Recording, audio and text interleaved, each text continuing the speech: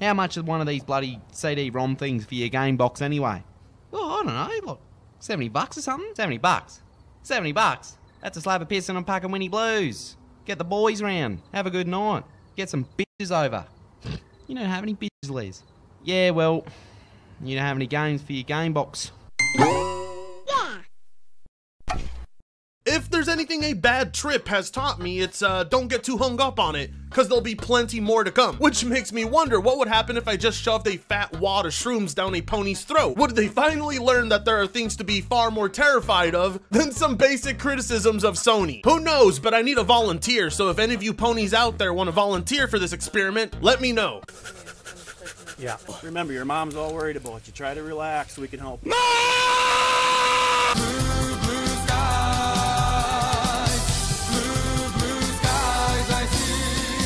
I don't know, but I keep being told that 2022 is the year for Sony, and yet somehow I don't remember a single thing from Horizon Forbidden West. God of War Ragnarok isn't till December, and every other major release has been a remake or a PC port. Oh, was that? I forgot GT7? No, I didn't forget. I just didn't want to count that trash. Okay, that is it.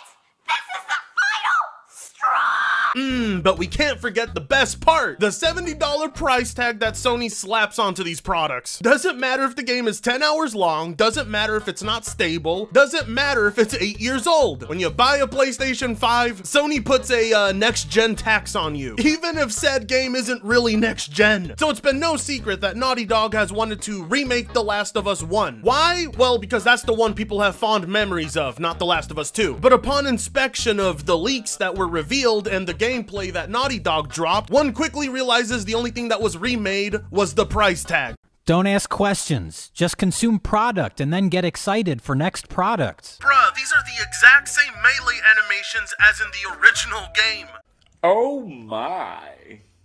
So after all that talk from people like Robert Morrison on Twitter, saying things like, it's not a cash grab, it was apparently the most meticulously built and crafted project that he had ever seen or been a part of in his entire career. The highest level of care and attention to detail possible. It was gonna be built from the ground up as a full-fledged remake. And it turns out that not even the gameplay or the animations were changed. None of the gameplay improvements from The Last of Us 2 would be here. The only thing from The Last of Us 2 is the engine, making this basically nothing more than an asset flip, which means that this tweet right here was nothing more than damage control from the people who were working on the game themselves. And all we had to do was wait for Naughty Dog to drop the official gameplay, only for them to receive a brutal ratio from their own fans, who were all in agreement that this was nothing more than an overpriced asset flip. Essentially, it's the same game it was 8 goddamn years ago. The only difference is it looks a lot prettier and somehow costs more money than the remaster on PS4. And yet, after being lied to directly to their faces about what this product was going to be, the ponies still convinced themselves that it was somehow worth $70 and worthy of damage control. I don't care what you think. To me, if The Last of Us Remake makes a barely playable game for disabled players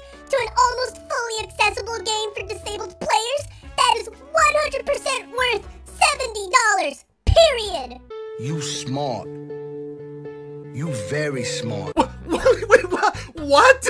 You think it's acceptable for Sony to charge a handicap fee? I mean, I've seen all sorts of damage control, but this one really tops it. If you're disabled, it's gonna cost you $10 more. Is that the message we want to send to Sony with a statement like this? Pretty sure Microsoft isn't charging people a $10 fee for disabled people to use their adaptive controller to play games. But it mainly doesn't make any sense because The Last of Us 2 was full of accessibility options for disabled people, and it didn't have the $70 price tag. I just don't understand how somebody tweets this and not think to themselves, oh god, I'm playing myself here. Even the people who are deaf are telling you to shut up. If you don't play games like The Last of Us 1, why are you even complaining about the price? We'll gladly pay more for the deluxe and collector's edition, so spare us the fake outrage and go back to calling The Last of Us 2 an SGW game! Crazy drunk bastard. What? Nothing. We? Yeah, no, you'll gladly pay more because you're a cuck. I don't know how you can take a look at the ratios for the gameplay reveals that Sony has dropped and say that's fake outrage. The only fake thing here is your excitement for paying more. Because let's face it, nobody in the real world is excited to pay more for anything. And also, can we stop pretending like The Last of Us 2 wasn't plagued with Neil Druckmann's political beliefs, because it was. The man admitted to it himself. I'm getting tired of the fake outrage about The Last of Us remake, and it's only coming from people who don't even have the console. Look, if this whole fake outrage narrative is what you want to use to cope, then be my guest. But how are you going to explain all the PlayStation and Naughty Dog fans who are outraged and who do own the console? Are their personal gripes with the game an inconvenience to your enjoyment? Take the L, okay? This game was promoted as being built from the ground up, and yet the gameplay is not improved. Many are going to be outraged about that. No dodge, no prone in The Last of Us Part 1 Remake. My disappointment is immeasurable and my day is ruined. Joel is like 48 in this game, so I don't think he is that agile. And he is more of a tank, so I don't care about no prone or dodge, and the gameplay looks good. You done lost your damn mind. When you get your damn mind, you call me. Holy f***. Look, just because you're overweight and not very agile doesn't mean a 48-year-old can't be. Even then, said 48-year-old is fictional. If he can take a beating to the head by a golf club, I'm pretty sure he can dodge, crouch, and crawl on his belly. Motherfuckers acting like Naughty Dog is intentionally compensating for Joel's age. No, they were just too lazy to incorporate all the gameplay from The Last of Us 2. You know the ponies have run out of excuses when this is the best they've got. Well, Joel's just too old. No, you dumbass, the gameplay is too old. I want to send a message on Twitter. I'm tired of people spewing their hatred on social networks about The Last of Us Part 1. I want to say that the developers all work very hard to give us quality content, and for that alone, they deserve everyone's respect. Okay, yeah, sure, maybe they deserve respect, but that don't mean they deserve my $70, alright? Especially when they're the ones saying they're building this whole thing from the ground up and it's a remake. No, it's a graphical overhaul of the exact same game. There simply isn't enough quality of life improvements to justify $70. That's not hate. That's just a cold hard fact. And if those developers truly were working as hard as you claim, we wouldn't just simply have a reskin of the exact same game. What exactly is the point of moving this already pretty impressive looking game onto a prettier engine if you're not gonna utilize all the other improvements of that engine? Plenty of other publishers are scrutinized when they do the exact same thing, so why should it all of a sudden be any different for Naughty Dog? This is one hell of a difference. I don't know how you passed your eye test, son, but you can't see jack shit. Jack shit.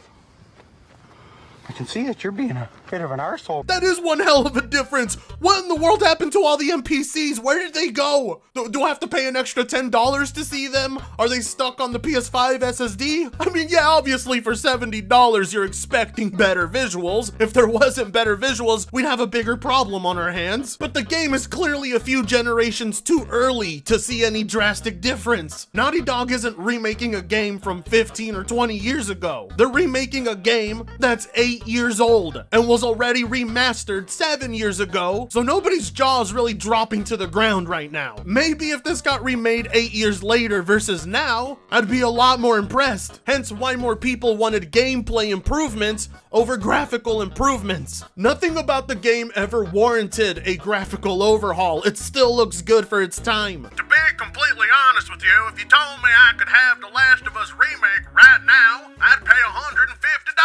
Oh no, look Rev, I love you, I really do. But you don't have to be that honest with me, because if you are, I'm gonna make fun of you. I mean, look, I get that value is completely subjective, but that don't mean you gotta go on and give Sony any funny ideas. Stop it. What you wanna pay $150 for right now is gonna be $10 in the bargain bin at any Walmart. I mean, if you really wanna pay $150, go to that bargain bin and grab like 15 copies of The Last of Us Remastered for PS4. You'll achieve the exact same results. But hey, if you want the PlayStation games to be $150, go ahead. Just don't suggest that for Xbox or PC games or Nintendo games, okay? We want that to stay as exclusive to the PlayStation as The Last of Us 2.